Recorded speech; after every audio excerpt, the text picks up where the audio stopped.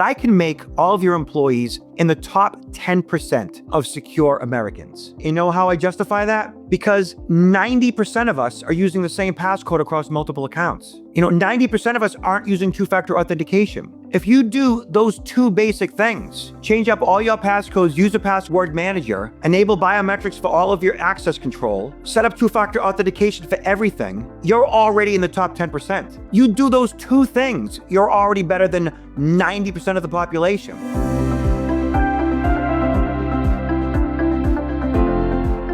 All right, today I'm joined on Data and Confused with Robert Siciliano. He's an expert in cybersecurity, and particularly around social engineering, and he has a background as a private investigator. So welcome, Robert. Thank you. Really happy to be here. Yeah, so Robert, you've done a very dangerous thing. You've given me hope.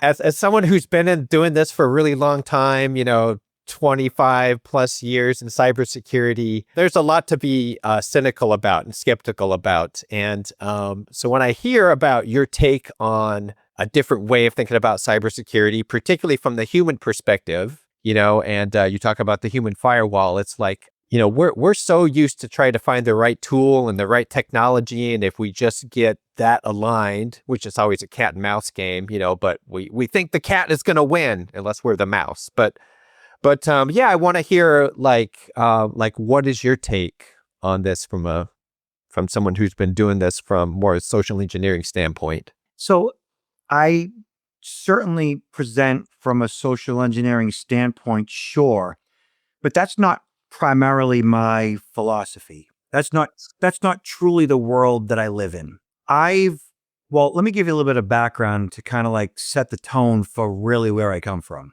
When I get off I speak for a living. I get in front of live audiences, either, like this or in person, which it's always better in person, right?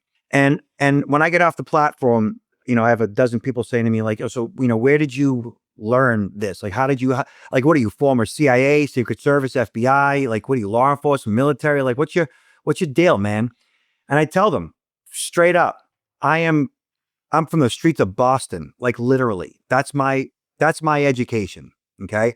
I mean, certainly along the way, I've been here, done that, taken this and certified in that and so forth. But the reality of it is I started doing what I do at the age of 12, as ridiculous as that sounds. Okay. Lots of people get into their profession based on life experience, right? And I'm one of them. And I've evolved with the times, who I am and how I react to the world around me is as a result of all of my life experience, which I think all of us are. From an early age, I've been studying the human condition. All right. And for me, that started off at the age of 12. I'm 57 years old. So back then, our parents would open up the door at 7 a.m., let us out. We wouldn't come back until 8 p.m., bloody, beaten, bruised, cut up or whatever. Yep. And they'd have no idea where we were all day long. Yep. Same generation. I'm 58. So yeah, the rule was be home for dinner, but otherwise we were just feral children running wild. So yep. And we survived. And we survived somehow. Okay. By guess and by gosh, here we are. So yeah, amazing. I should be dead 1,000 times. There's no way that I should be alive today. Between what we consumed and how fast we drove and everything else, there's no reason why I should be here today. And so at the age of 12, my dad let us get on the train and head into downtown Boston to head to Washington Street. We lived in the suburbs at the time, and to do some shopping, And at 12 years old, you could do that, And we got off the train, and there's 5 kids waiting for us on the street that beat me up and took our money. All right, my brother's sitting on the curb at 8 years old crying. I didn't know what to do. They took my money. We had to jump over the turnstile to get back in the train to go home. And I get home, my dad's like, oh, yeah, those boys were the wolves. And you and your brother today were the rabbits. I'm like, all right. And he explained to me predators, He sat us down and made us watch Mutual of Omaha's Wild Kingdom on PBS. And he explained the lion is the predator and those gazelles are his food. And it's always been like that and will always be like this. And someday you're going to be the rabbit or the gazelle again. And so here's how you protect yourself. And so about a year later, I was 13 years old. And like many kids, I went to summer camp. And at camp, I met my first crush, a girl that I liked. And so we would kind of hang out at camp a little bit. And then at the end of the day, we'd get in the bus and hold hands in the bus. And one day I got off at her stop. So I get off at her stop and I'm sitting on her front stairs and I'm looking at her. We're just talking. And she says to me with a solemn look in her face, she said, I think you should know something. And I said, what? And she says, my mother's boyfriend assaulted me. Oh, wow. And I didn't know what she was talking about. I had Mhm. no idea what she was talking about. I just knew it was bad. Okay. Based on how she said it. So shortly afterwards, I go home and I said to my dad, Dad, what is sex? What is rape? Because I had no idea what she was talking about. Like, you may recall back then when you were 13, 14 years old, we didn't know what sex was. Like, we had an idea. Like, we picked up the occasional Playboy in somebody's trash on the way to school, but that was about it. Like, we really didn't know. There wasn't even VHS yet. Like, pornography wasn't even a thing yet in our lives, at least. It was at a movie theater that people would go to see, but we didn't talk about it as kids. There was no social media. We barely had MTV at that point. And so when I learned about the birds and the bees and sexual assault, and I had already been a victim of a multiple tax situation, this became my focus. Understanding and recognize risk became something, for whatever reason, dominated my thoughts. So I started to make nunchucks. I started to understand and pay attention to all the martial arts movies. Like, I started to take self-defense. Like, I wanted to know how to mess somebody up if they chose me. And I wanted all the young women in my life to understand what their options were too. And that's what I did all throughout my teens. And I gravitated towards professions revolving around that. I bought my first house when I was 19. It was a multifamily in a city called Lynn, Massachusetts. And Lynn, then and now, is known as Lynn, the city of sin. You don't go out the way you go in. Oh, jeez. Lynn is a pretty hardcore town. Yeah. And so when I was working with my real estate agent at the time, she's like, so what do you do? I'm like, oh, I teach women self-defense. She's like, oh yeah, we need that. I'm like, yeah, women need that. She's like, well, no, realtors need that. And like, realtors need self-defense. She's like, Yeah. yeah, we go to unoccupied properties and Right. meet with strangers. And I'm like, oh yeah, that makes sense. I didn't quite fully understand what she meant until she takes me to this one property. There was a multifamily, and she, never showed me the property. She always stood at the door. I was like, she's kind of like a lousy real estate agent. And then one day, like, I go into the basement of this property to check out the mechanical room, and there's like 6 people in the basement squatting. And when I saw them, like, I saw condoms and empty liquor bottles. And my immediate reaction was to scream at them, top of my lungs, y'all not supposed to be here, get out of here. Like, I freaked out on them, and they all ran upstairs out the bulkhead, just outside, right? And so I go upstairs to find my realtor and she's gone. I have no idea where she is. I go outside and she's in her car like a half mile down the street. And so I go up to her, and I explain to her like what just happened. She's all freaking out because I'm yelling and screaming and people are running out of the house. And then she explains to me, yeah, this is what we deal with. So from that point on, I made a living teaching realtors self-defense and personal protection. In 95, I'm managing my business with my first computer, which I probably got hot back in the day. It was an IBM PS1 consultant with a Windows 3.0 and a 150 megabyte hard drive. I bought an extra card because it didn't come with the ability for internet until you bought a card to be able to connect to AOL. AOL was the internet. And I had the ability to accept credit cards, and which I sold like videos and products and self-defense to the real estate agents and managed, the credit card and merchant status and all that stuff, right? And I got hacked in 95. I lost thousands of dollars in product because, somebody figured out how to steal from me via my computer. I did not know that was a thing in 95. And most didn't. My merchant, the company that I, got credit card service through, they understood it and they explained it to me. And back then, my business being personal protection, which is, violence and theft prevention and being stolen from over the internet, was a brand new thing as far as I was concerned. I didn't know anybody that had ever happened to. And when it happened to me, as upset as I was, I wanted to understand how they did it because, what they did was awful for me because it was thousands of dollars, but what they did was truly awesome is how I saw it. Like, that was awesome. Right. It was awful, but it was awesome. Mhm. Like, they stole from me over AOL, over the internet. Like, how do you do that? And so as I began to understand it and study it, like, I don't even know if antivirus was even a thing. I don't know if John Not McAfee really. did that until the late 90s. Yeah. And even then, Right. it probably wouldn't have stopped that. Right. Yeah. And so then and as I started to study it, like there were nonprofits here and there that like understood it. They were like, you started to see like news articles here and there, but data breaches weren't even a thing yet. By the late 90s, identity theft started to become a real problem. Social security numbers were now available in databases because municipalities were posting them online because they didn't know any better. And so I started to see people as victims of identity theft in my own life.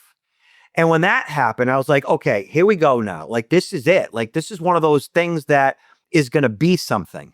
This technology that has disrupted our lives, the internet, AOL, which is what it was, dial up, it's causing problems. And for me, like wanting to reverse engineer the bad guys in the physical world's process, how they choose their victims, and understanding how it happens on the internet, identity theft, social security numbers, credit card fraud, I was like, this is what's coming. This is going to be big. And so as I'm training and speaking to real estate agents who also handle sensitive data, I started to talk about that. And for me, then and now, I look at all security at your level, at the CISO level, Right. all security as being personal security. Mm-hmm. And the way I present security is all security is personal security. And the definition of personal security is essentially, protecting yourself from violence. But really, what's more personal than your identity, right? And so as I'm presenting and speaking about security and informing and educating on data security and identity theft, the realtors are like, yeah, that makes sense to us. Like, we need to understand how that works. And so my core belief now and then and still is that the core belief that people protect what they love. And by teaching someone to secure, say, their own identity or their child's digital footprint or their bank account for that matter, you create more secure employees at work. But we're not doing that today. We're saying, okay, it's Cybersecurity Month. Therefore, we're going to introduce, this month, phishing simulation training. Do this, don't do that, or else. Okay, let's do it again next year. And it's the definition of putting the cart before the horse. How is it that employee is going to care at all about that? Because number one, it doesn't affect them at all. It's not for them at all. As selfish beings that we are, and selfish is not necessarily a bad thing. You're a better daddy and a better spouse when you take care of yourself first, emotionally, physically, physiologically. Like, you got to take care of yourself first before you can take care of others. There's a reason why the flight attendant says put the oxygen mask on yourself first so you can help others. Like, when you treat security as that first, then the employee is like, oh, this is good. I want security in my life. I need security in my life. But we don't do that. Yeah, that's like step one, I think, is what you said. It's just that awareness, that light bulb. Like, you need to have agency to take that for yourself. That is definitely step one. The other thing too, as you were telling your story there, I remember back in the day, I mean, it wasn't that long ago, it feels like, but you'd call up like the cable company, right? To change your service. And they'd say, okay, well, I need to verify your identity. So give me your social security number. And like, that was normal, right? You'd be like, all right, this is my social security. I guess they need it because they asked for it. And you would just give stuff like that out. Now, maybe they were just using it because, hey, they know that's really you and they can verify your identity. Maybe they're doing credit checks and other things, whatever. But you were talking about databases being posted and data breaches and stuff like that. Part of it, I think, is that just like growing awareness. It's just like, damn, like, you can ask I'm not going to give you my social security number. I'll give you other stuff. I'll give you, maybe my credit card number, stuff like that. But I'm not going to give you my social. You don't get that anymore. Like, we're keeping that close to the vest. The social security number was never meant to have the responsibility it does today. It was meant for social security benefits, and through functionality creep, it crept into other aspects of our lives in which it was never intended to do so. And then once the banks and ultimately the credit bureaus adopted it as a primary identifier for credit, that's when it became, the issue itself. And, there was a day when farmers would have their social security number on the side of a truck, when military would have it on their laundry bags. Certainly we all had it on our driver's licenses. I mean, it is our de facto identity. But it's treated, the social security number is treated as a password, but really it's an account number, but we treat it as a password. And it is only an account number. But it's meant to be, private, but it's not. I've had criminal hackers email me my own social security number. Hey, security guy, here's your social, ha ha. As if they're flexing their muscles, showing me how cool they are. And the reality of it is, you can essentially make your social security number useless to a thief if you know how to do that. Credit freezes and such. Do these basic things and you're good. And most of your employees, most of your coworkers don't even know what a credit freeze is. So how are they supposed to engage in phishing simulation training if they don't know how to protect their own identity? Yeah, for sure. And I think that's a key thing, is that from the organization, or, if I'm a company that's doing the security training and stuff, right, I'm not thinking about how people in my company might be personally attacked typically. Maybe that's a secondary thing, but I'm mostly thinking about company assets. We want to make sure the email isn't hacked, because if the email is hacked, then they can get into, I don't know, a company bank account or some back end system in order to get access to things. They're not thinking about it necessarily from, hey, you personally, Robert, we want to make sure that you aren't going to get scammed. That is what I consider the compliance trap. Okay. Bombarding employees with complex and personal rules, security fatigue, right? It triggers security aversion. It's that false sense of security that's felt by meeting regulatory requirements while the actual human behavior remains unchanged and vulnerable. Do this, don't do that, or else does not change behavior. Phishing simulation training is necessary, of course. It's designed to fix the problem of phishing. But what it fails to do is address the human where they're at.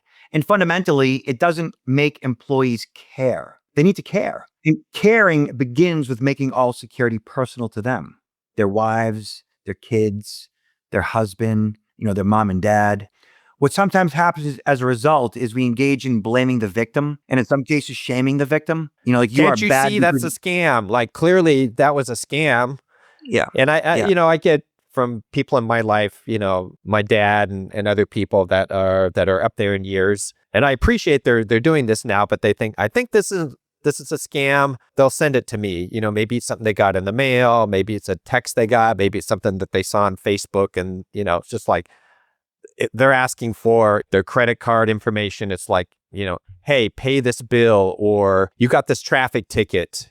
You need to click on here to pay this traffic ticket. It's like, I don't think this is real, but, can you double check? So all those problems need to be solved now, yesterday, before you engage in compliance-based phishing simulation training, where the employee just does not really truly understand why they have to do this. Security is not my responsibility. That's your job. You're just paranoid. And all of this goes back to something that I figured out over the past, 30, 40 years. And I call it the human blind spot. Okay. So the human blind spot is our innate want and need to trust each other. We are what is considered an interdependent species. And as an interdependent species, we depend on each other for our survival. Truly, we depend on each other to procreate. Without each other, we would cease to exist. Okay. And as an interdependent species who's built on procreation, we need to fundamentally trust each other, that each other has our best interest in our community. Right. And so the human blind spot is that psychological instinct to trust, and to trust what's familiar to us. Right. And what that leads to is a cognitive gap. It's a gap where biological trust overrides suspicion, and digital suspicion, especially today, leaving the door wide open for all kinds of social engineering, AI enhanced deception, whatever fraud you can think of, romance scams. And that biological default to trust and psychological shortcuts are the heuristics that criminals use to bypass Absolutely. human logic. Yeah. They use our emotion to bypass logic. Mm-hmm. Think of it as biological impulse versus intellectual understanding. Mm-hmm. Okay.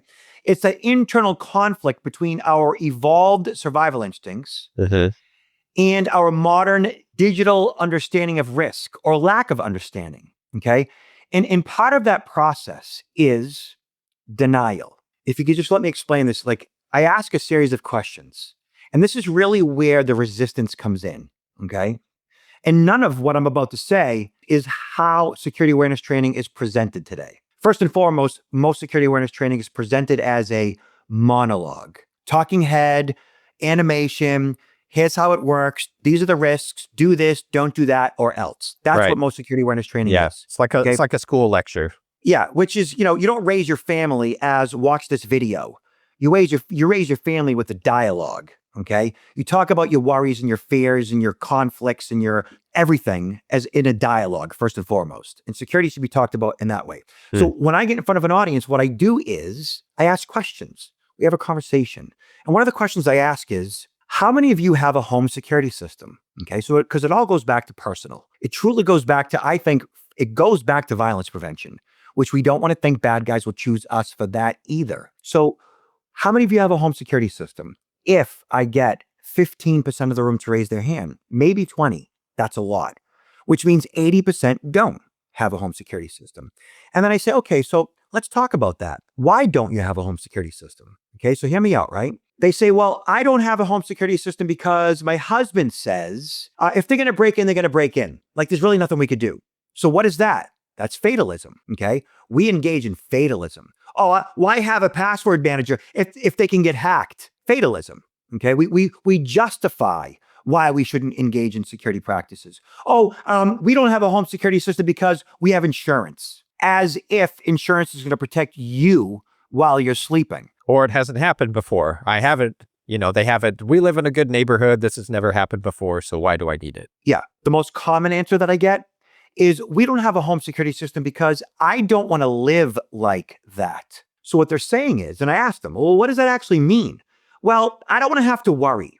I don't want to live in fear. They literally say those words to me. I don't want to live in fear. And I say, so explain. Well, I don't want a constant reminder of if I have to disarm a home security system every time I come home, have to worry that people are out to get me. That's what you think a security system will do, is make you worry? Well, yeah, and I say, well, okay, so I'm a guy that has, and this is true, I have 22 security cameras inside and outside my house in total. What does I wake up every day with 22 security cameras. What might that say about my disposition, my worldview? I must be what? Paranoid. The whole room goes paranoid, which is kind of funny, actually, right? And I say, well, what do I look like I have a mental illness to you? Is that what that means? Because that's what that means. Medical community defines that as a mental health disorder. It's a disease. And people that are afflicted with this awful, awful illness truly do believe that others are out to get them. They have no control over how their minds think in that regard. They believe the government and their neighbors are planting bugs in their house. I have a first cousin, a female. She's our age. She's been on medication her whole adult life. I think right now she might be living in her car because the medication just doesn't work. And that's the only place she feels safe because she truly does believe that others are out to get her. And that's what paranoia is. And in our culture, we associate security and paranoia directly. That's how we look at it, as this bad thing that's about worry and fear and people are out to get me. And I don't want to have to think about those things. Therefore, you know what? I'm not going to deal with that. I'm doing nothing instead. And they do nothing. People are as clueless today as they were 30 years ago when I started doing this. I asked that same audience, how many of you can honestly say you're using a different passcode across all your critical accounts? If I get 10, 15% of the room to raise their hand, that's a lot, which means 80 to 90% are using the same passcode across all their critical accounts in 2026. How many of you are using two-factor authentication for all your critical accounts, including your email, both at work and at home? If I get 20%, usually a little bit more because it's required more often now, that's a lot, which means 80 to 90% are using the same passcode and not using two-factor authentication in 2026. What does that tell you? That it tells you that they don't want to ever think or believe it can happen to them. They don't want to live like that. Their CISO is paranoid. He's making me do this. And that's not what security is. Security is about putting the seatbelt on and clicking it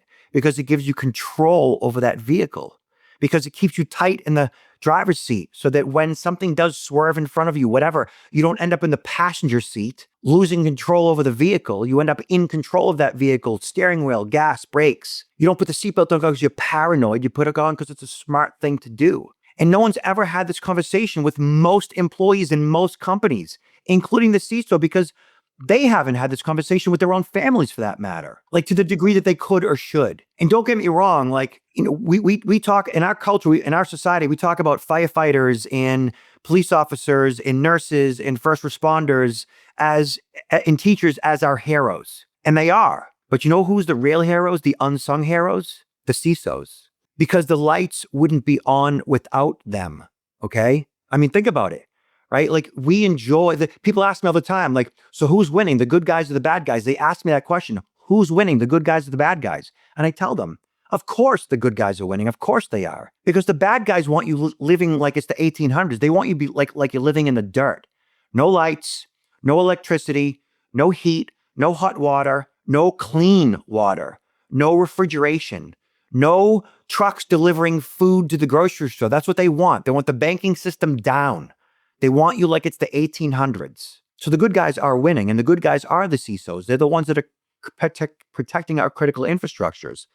And they're completely overwhelmed. They don't get the budgets they need. They don't get the respect they need. So that was awesome. So thank you for sharing all of that. And I think I love the part where you're talking about making it a conversation. I think, CISOs, having talked to so many different CISOs about this, I think you're right. They are overwhelmed. They are exhausted. Part of it is that they're a bit jaded because they're tired of having the conversations, because they need to have those conversations at two levels. One is with their subordinates and one is with the C-suite, right?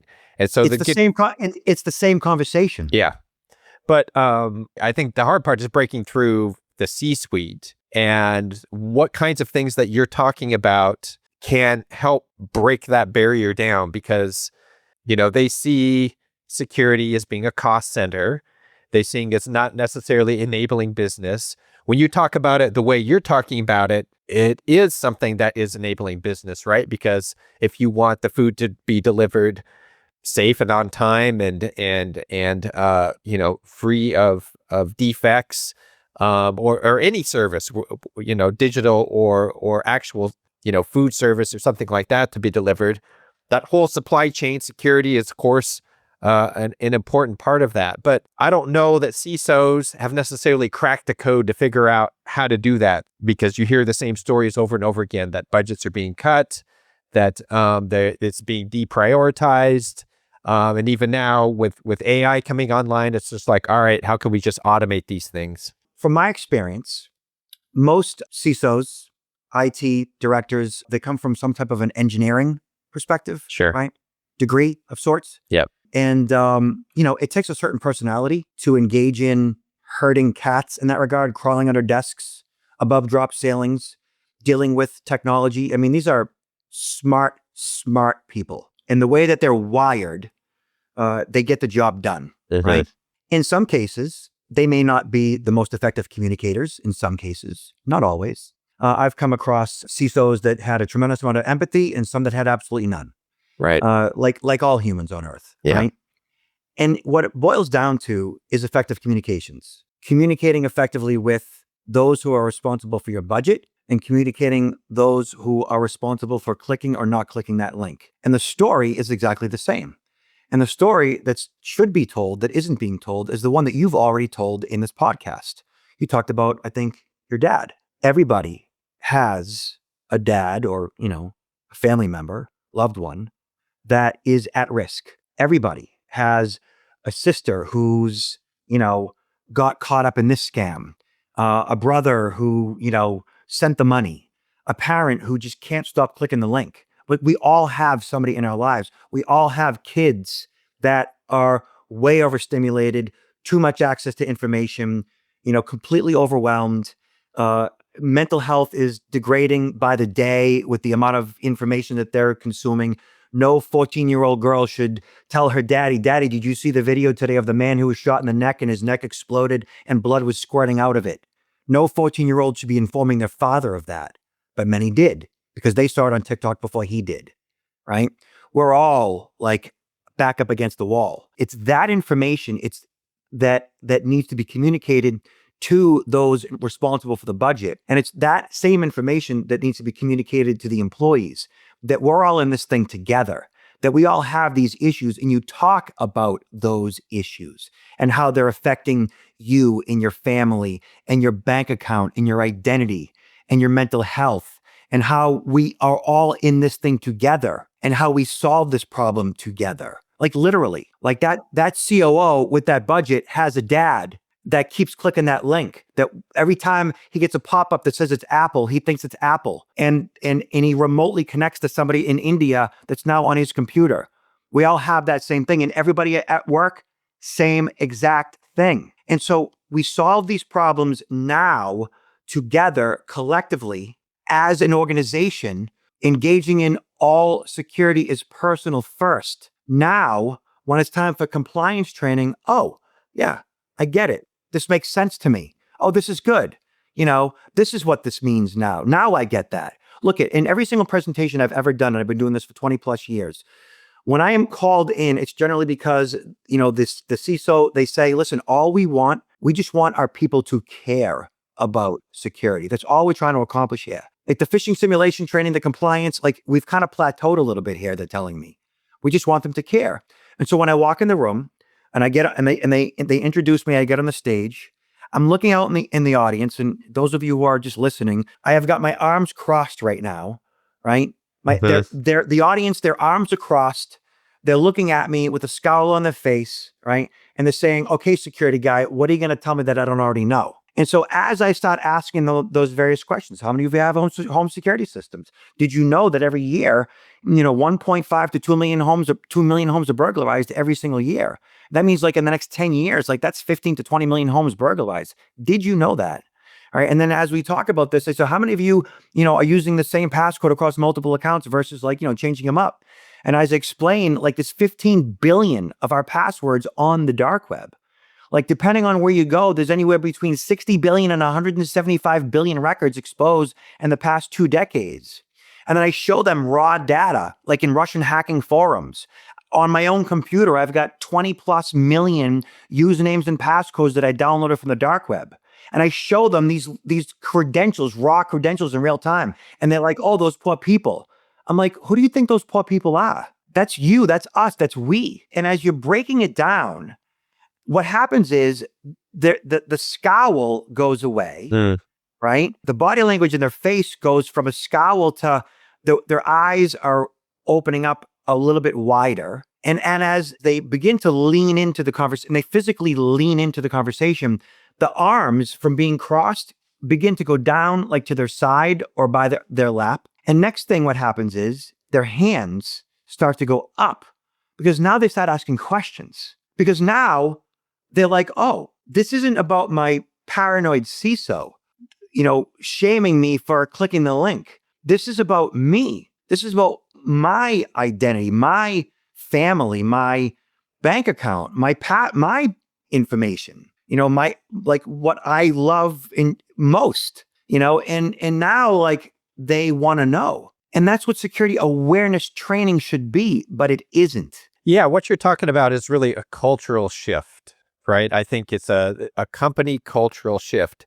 And what I see, what happens is that lacking that cultural shift, they try to solve the problem a different way. It ends up being more expensive because if you don't care, if you're the ones with your hands folded and you're checked out on the security training, then I'm going to try to just implement a bunch of these different controls that end up being really expensive. And this is kind of maybe some of the pushback that you see from the CEOs, just like, we just bought this tool, that tool, the other tool. Now you want to buy, another tool on top of all of those things. And that's what CISOs are kind of left doing because they feel like, hey, I need to be able to check these boxes. This is the only way I know how to do it because I don't know how to culturally change the narrative and get people from sitting, like you say, like this, where I'm checked out to, making it personal. So other than hiring you, what are some ways that an organization can start to shift this culture and to start to have these conversations?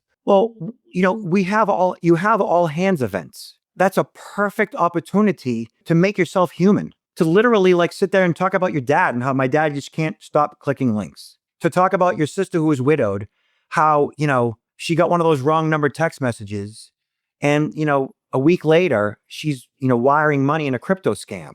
Like, talk about real things that are happening to real people, because real things are happening to real people. I have been doing what I'm doing for 30, 40 years now, like 30 professionally, 40 for real. And I've never seen more high dollar frauds happening to regular everyday people like you and I in such a concentrated period of time. As you probably already know, I mean, this is organized crime now. This is fraud as a Oh, it business is. now, Oh, for sure. Yeah, there's whole compounds, different places of the world that have professional staff, and they're like salespeople, right? It's like they have a script. They've perfected the script to the point where they know the right tone to use, the right names to say, the right hooks to use to drag people along in order to get, my dad or so-and-so's grandma or your sister to click on a thing. And they have their own, yeah, like you said, it's almost like they're making so much money, billions of dollars off of this. It's like the GDP of some small country. That's how much money is being made off of these things. Do you know actually who is actually sending the actual text messages and emails and making do you know like who the actual person is doing it? Do you know who? I've heard some stories about it, but please tell me. So right now, the United Nations recognizes that there's probably about somewhere around 300,000, give or take, men or women that are being held against their will, human trafficking, right? These are people that, answer a job online in various parts of the world, Africa, Asia, all over, right? To, get a job as an administrator, as a programmer, as a, an analyst, whatever the case may, anything that involves, the computer. And, there's room for, managerial positions, supervisor positions, sign-on bonuses. We provide transportation, and we provide free housing and food and sign-on bonus, the whole thing. And they fly. And they get there and they get picked up in a bus at the airport, and they're driven hours away to a compound that's like, 100 acres. And there's like 3,000 people inside this compound being held against their will. They take their passports. They take their passports. Yep. And they work 18 hours a day, and they beat them and they torture them if they don't make their quota. That's who's scamming our parents and us. It's people that are surviving. They're being tortured. Victims of human trafficking. That's what we're up against. And nobody's really truly understands what that looks like. And when you spell that out and explain to them, this is what we're up against. We're up against slave labor, organized crime that's beating and torturing people, sending your dad a text. Then people begin to pay attention. This is real. This is happening. This can happen to me. And more people are seeing it happen to people that they love. And I'm the guy that goes and speaks at that conference to the wealth advisors' clients who have been victimized by this. At the end of the presentation, they're coming up to me and we're hugging and crying because they've lost, every single thing they've ever worked for in their entire life. They're going bankrupt, and they got to go work at a grocery store at 75 years old. That's what's happening. And people say to me, if these criminals, if they would just take what they know, they would cure cancer. And I have to explain to them that 97% of all the people that you will ever meet in the course of your life are worthy of your trust. 97% are worthy of your trust. They're good people. But the reality of it is that 3 to as much as they say 6% of possibly men, 3% of women and 6% of men are born sociopaths and psychopaths. The medical community, labels them as that, antisocial personality disorders. These are people that are born without empathy, sympathy, guilt, or remorse. Okay. These are the people that truly have no shame. And so, scamming your mom out of all of her, investments in making her homeless, they don't care about curing cancer. Yeah. And they're not going to lose sleep over doing that. Yep. At all. And so when they begin to understand the crime climate, what we're up against, and truly how easy it is to protect yourself. And I say, and I believe this, that I can make all of your employees in the top 10% of secure Americans. And you know how I justify that? Because 90% of us are using the same passcode across multiple accounts. 90% of us aren't using two-factor authentication. If you do those two basic things, change up all your passcodes, use a password manager, enable biometrics for all of your access control, set up two-factor authentication for everything, you're already in the top 10%. because only 10% of consumers are using a password manager. Like, you do those two things, you're already better than 90% of the population. And criminals know you just go after the path of least resistance consistently. It really truly is that simple. Yeah. Go to the house that doesn't have the security system. Done. Yeah. Like, that's it. All Yeah. security begins with that. Yeah. You know, and I asked this so simple question, and I'll ask you, like, it's so funny to me. You're watching the 6 o'clock news and something bad happens in a neighborhood somewhere. Something tragic happens in a neighborhood somewhere. And so the local news channel goes in and they send a reporter and a camera guy, and they knock on the neighbor's door. So what do you think about what happened? What does the neighbor always say about what happened? They always say, wow, that's a surprise to me. They always seem so quiet and kept to themselves, or whatever, something along those lines. And about the neighborhood? Oh, yeah, it's always been a nice neighborhood, and nothing like that ever happens here. They all say the same thing. Yeah. It's all the same thing. We're all the same. It's all the same everywhere. Yeah. We're all the same. We worry. We have fear. We don't want to live like that. We function in denial. These things can't happen to me. Security is all about paranoia. Doesn't happen in my neighborhood.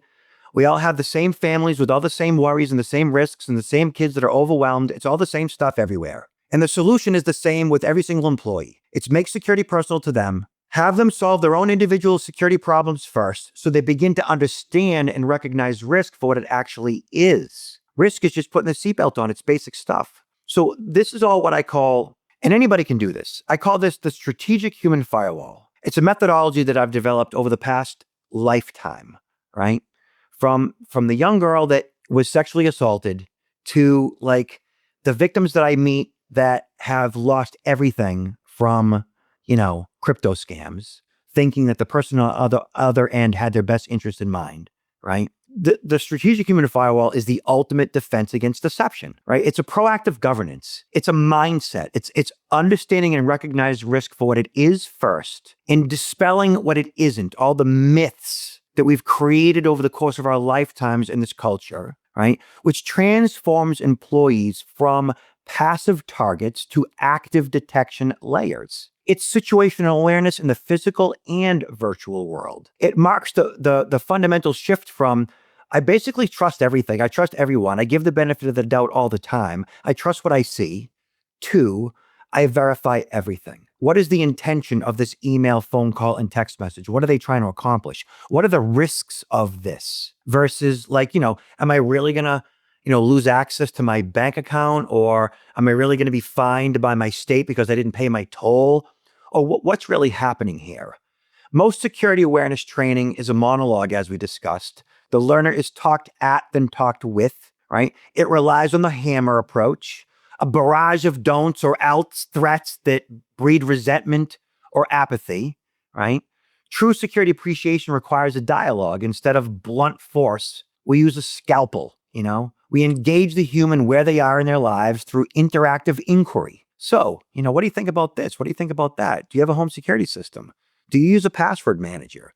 Ask the right questions. Provide some straight talk. Answers that stick. And when you move beyond the hammer, you close what I call the security appreciation gap, and you build a culture of genuine vigilance. And the security appreciation gap is, we look at risk as something that we don't want or need. We look at risk as a bad thing. We look at security as paranoia. Security is great. I love security. I love what it does for my life. I love that it allows me to sleep at night. I love my home security system.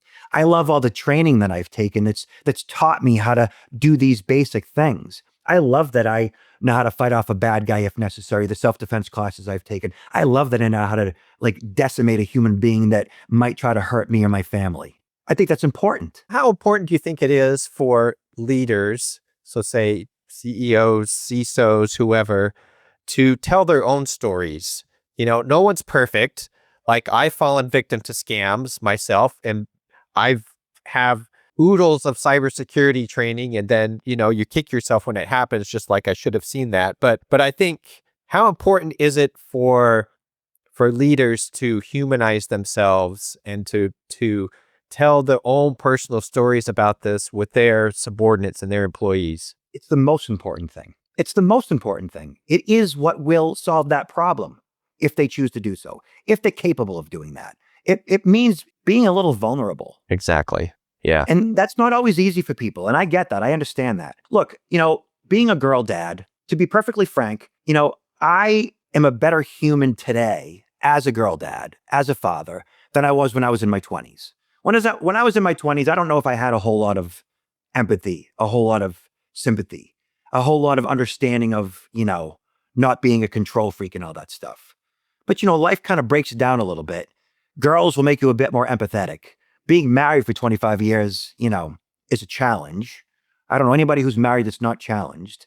Being able to be flexible in that regard, being able to think about others other than your own self is not an easy thing as a human being, because we are a selfish creature for a reason. Okay. All that being said, the more vulnerable that you make yourself in your own life, and the more you realize, I think wisdom is really realizing that you don't have all the answers. There was a time in my life, and it really happened in my late 20s, when I understood that, the moment that I think I know everything, that I know nothing, truly.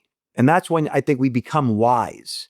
And being a dad, and all the ebbs and flows with all the emotions and drama and everything else in the world on fire, you become much more sensitive to others' wants and needs. And I'm not asking a single CISO to take somebody by the hand and give them a hug.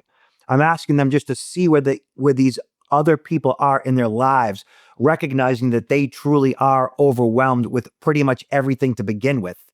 And security is one of those things that they truly don't have a grasp on. The most common question that I get in every single presentation that I deliver is, how do I know what links are okay to click when I do a Google search? That's the most common question. Right. You would think that everybody would know the answer to that already, but they don't. So the good thing is, I think that right now, where we are right now, is the most perfect time for this discussion. AI is awesome, and what it can do is awful based on its user. I mean, certainly a hammer can be used to build a home. It could also be used to crack somebody's skull open, right? AI is that, right? And so this is where what I call the kitchen table effect comes into play. Okay. So this type of training is designed to get the employees involved in security awareness at a level where they know how to protect themselves first. And the kitchen table effect is then they go home and they teach it to their loved ones, cementing those lessons for life. They're not teaching phishing simulation training to their loved ones. They're not doing that. They don't care about that. It's not their primary focus. It's not their job. The CISO is paranoid as far as they're concerned. So most organizations have that all hands on event, right? And I think there's a tremendous opportunity here. So AI, deepfakes, voice cloning, what's great about this stuff, it's 007 stuff. It's Minority Report. It's Tom Cruise Mission Impossible stuff. It's awesome. It's Tom Cruise ripping that mask off his face, This is like Hollywood stuff. It's great. It's a great story, And I think it's the perfect opportunity to engage your employees in security awareness now, because it's fun. It's interesting. This is more than security now. It's sci-fi stuff that grabs people's attention. And like I said, everybody has somebody in their life that's clueless about this stuff. You talk about all those things, solve all those problems. Your employees go home, they call their dad. Dad, let's talk about what happens when you answer the phone. Let's talk about why you trust by default. Mom, let's talk about you being up at 2:00 in the morning, watching all those infomercials, buying vitamins that you don't need, and why, and how they get you. Let's talk to your sister-in-law about romance scams. Let's solve these problems. Let's get through it together. And before you know it, that CISO's a hero.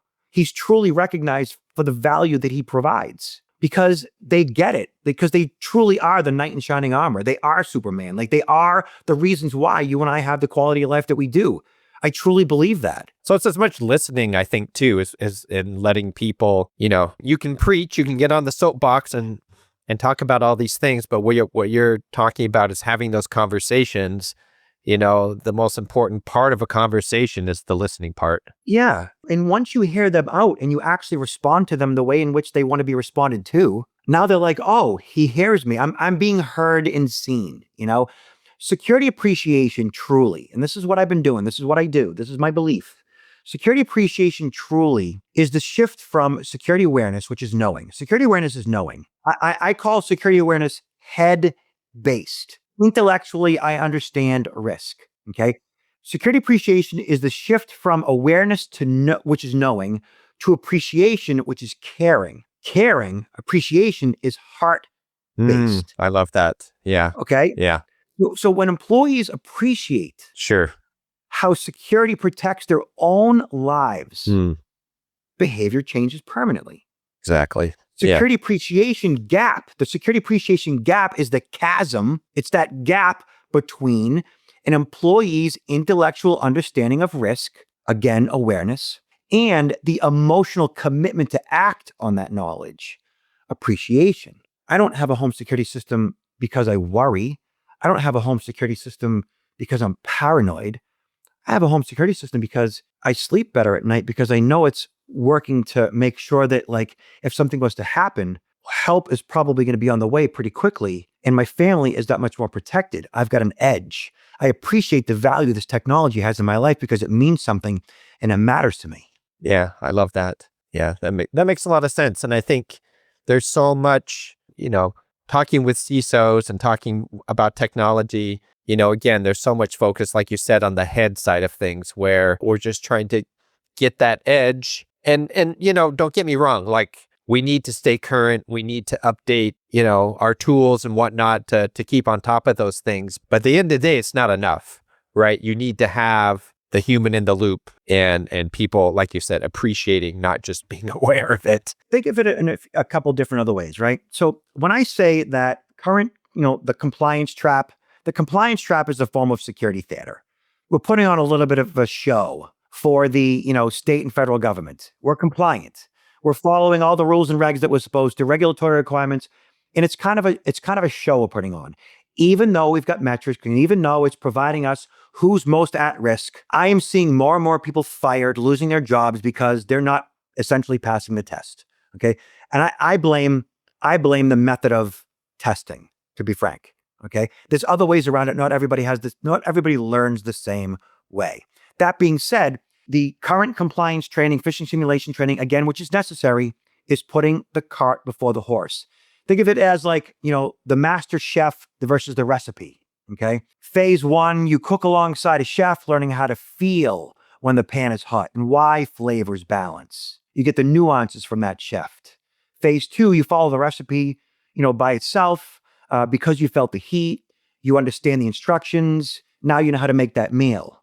Well, security appreciation training is the master chef. And phishing simulation training is like that recipe. Or like a personal trainer teaches you how to work out. You spend time with them. They explain, resistance. And then you can work out on your own. You understand it a lot better. You know how to work that system that you were taught. It makes more sense to you. We could do this all day long. The flight simulator versus the pilot's manual. The flight simulator is the CISO, like explaining and working with and spending time with and answering those questions. The pilot's manual, once they, engage the pilot's manual, once they get behind the wheel, of the plane, like now they know how to fly. Like we could do this all day long. Like it makes so much sense to me. It should make sense to everybody. Yeah. And I think, in the case of the recipe and the chef, like if I don't care and they hand me the recipe, I may be able to follow the recipe.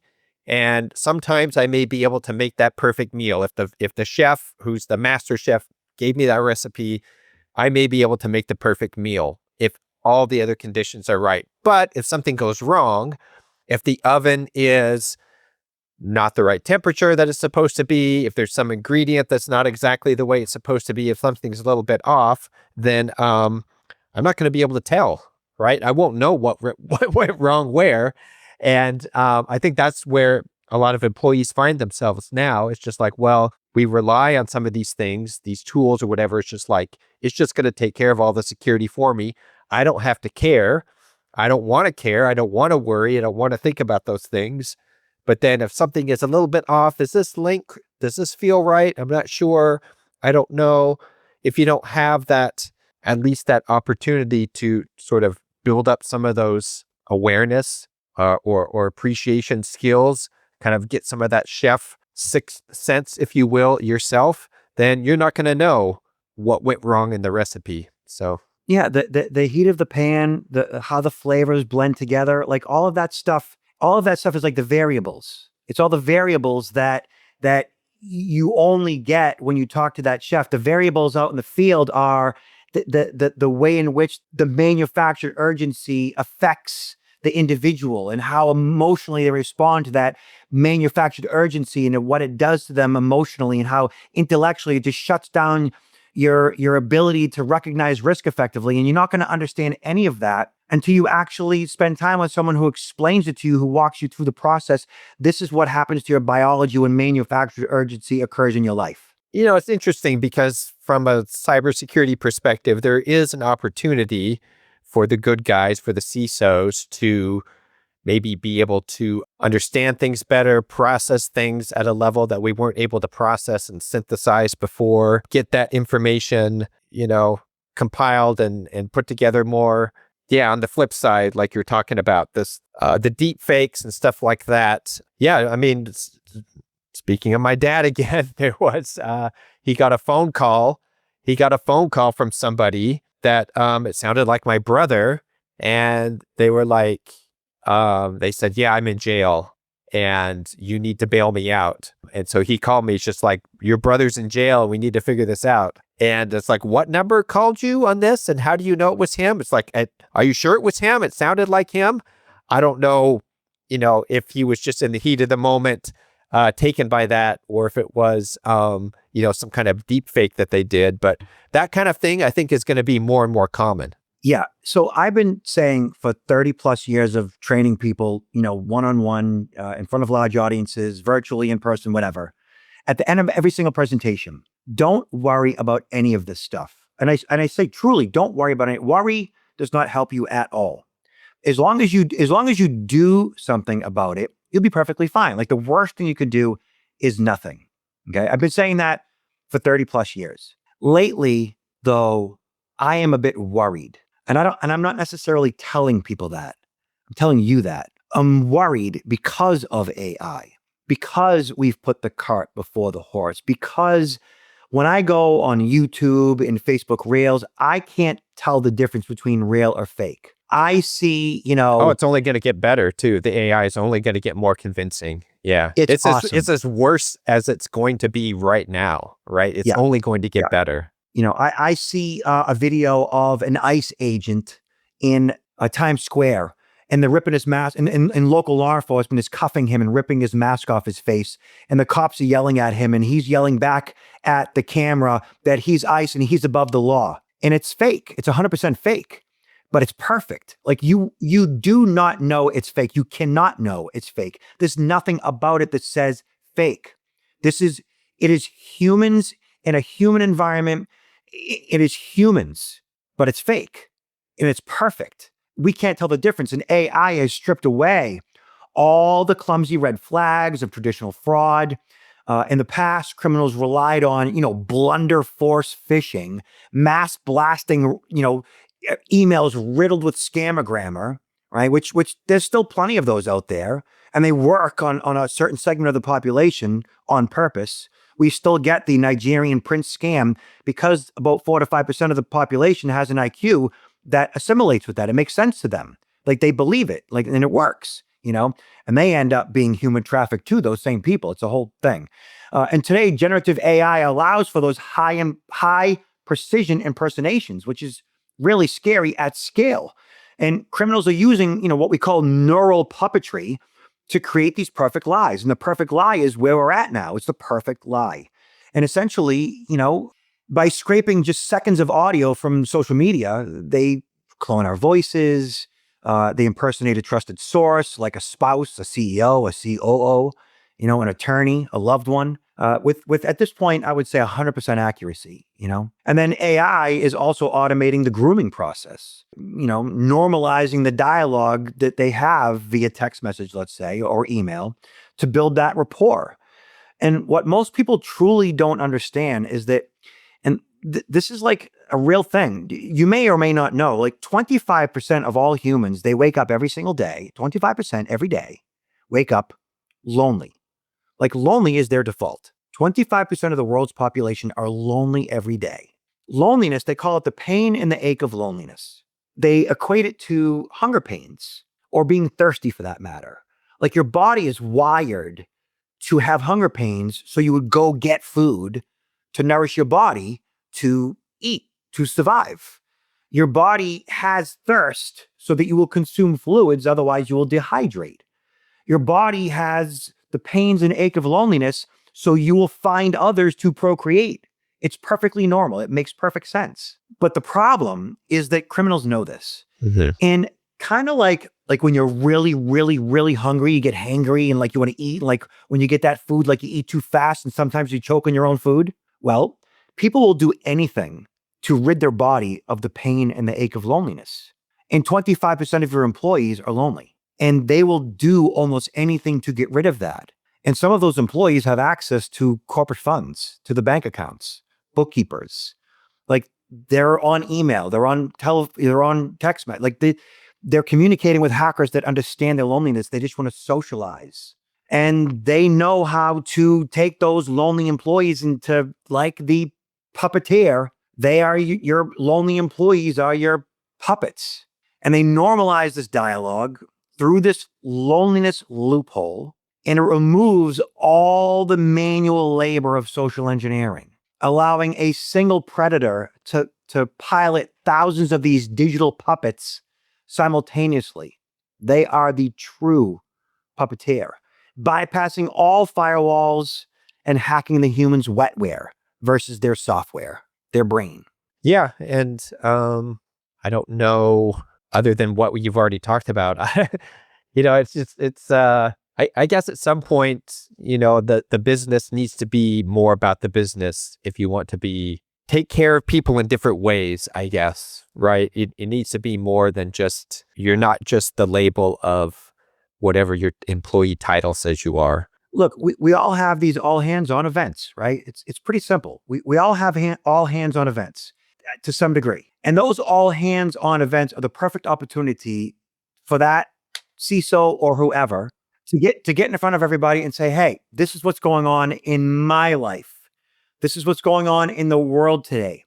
These are the risks that we are all being bombarded with. This is what I'm doing about it in my life. Tell me how you're dealing with this in your life. What are your cares? What are your concerns? I did a presentation for a company in, California that, not to say their name, but like they basically built all the, 5G networks and everything else. They have all the patents on all mobile technology, right? I did a presentation in front of 200 people. They've got like 5,000 people across the world or more for that matter. All right, 200 people in a room, in an auditorium, beautiful, beautiful auditorium. And those 200 people were the voice.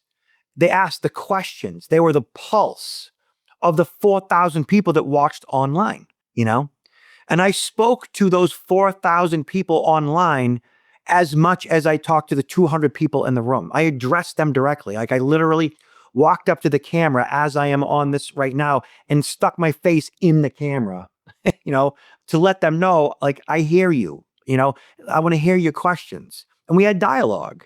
We had a wonderful dialogue.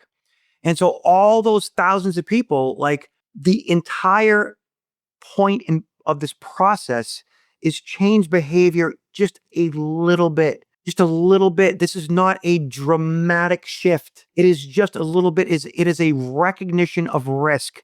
It's properly understanding what risk management is and isn't. We have created this unfortunate dichotomy of what security is, paranoia, which it isn't. It's control.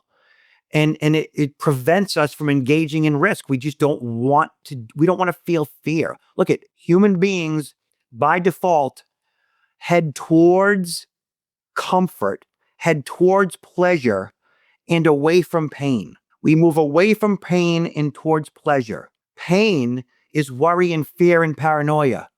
Pleasure is control. I mean, it truly is, We all want a degree of control over our lives, over our future. We want to rid ourselves to a degree of uncertainty. We want to know how much money we're going to have when we retire. We want to know that our parents are going to be taken care of in their old age. We want to know that we're going to have health, throughout our lives. And by doing the research on, assisted living for our parents and eating healthy and exercising and all that stuff is like, giving us a certain amount of certainty, a certain amount of control. But we don't do any of that with security. We've taken that completely out of the equation and turned it into compliance training. Frankly, it's stupid. Yeah. And I think the solution is what you just talked about is humanizing it. Yeah. Yeah. It's not that hard. Yeah. Robert, this has been fascinating, and I really appreciate you coming on. I've learned so much about security in terms of what you said. It's really that battle between humanizing things and making it more about the heart than it is in the head. And despite your Seattle Seahawks jacket and my Patriots, I loved watching your team. I loved watching them. I loved it. There's this one cat, I think his name is Miller. They kept giving him that ball. I loved watching him. He is so fast. He's square. Like, Oh, the running back? Yes. Yeah. He's as wide as he is tall, and his legs were just like these massive structures. It was just so fun to watch.